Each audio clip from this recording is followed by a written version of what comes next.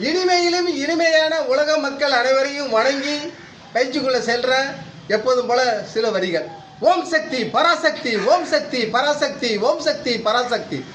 பக்தர்களை எல்லாம் மேலுமருவத்தூர் அம்மை அங்கே அனைவருக்கும் அழுர் பழித்து விட்டு இருக்கக்கூடிய அம்மையாரை வணங்கி இந்த பயிற்சியை தொடர்றேன். இப்போ செய்ய போகிற பயிற்சி நம்ம தலைவர் செய்கிறாரு பாருங்க. இப்போதைக்கு பயிற்சி பேரை சொல்லுங்க நண்பா, நீங்களே சொல்லணும்.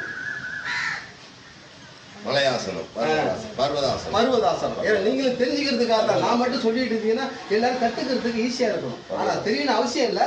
நீங்கள் செய்யும் போது ஏமாற்றி வைத்தியராசனத்துக்கு முதல்ல வந்து மேலே நிமிர்ந்து தலை கீழே கைக்கு மேலே இந்த இடத்துல அமுக்கணும்.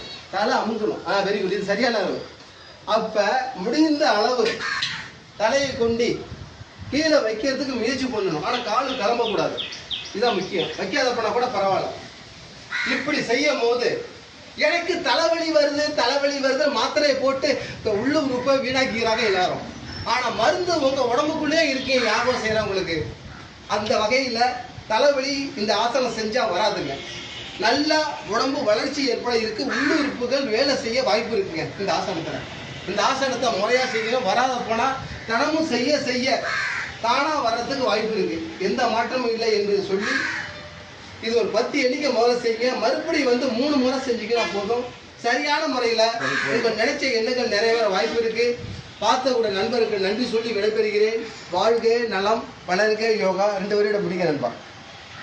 அனைவருக்கும் சகோதர சகோதரிகள் அனைவருக்கும்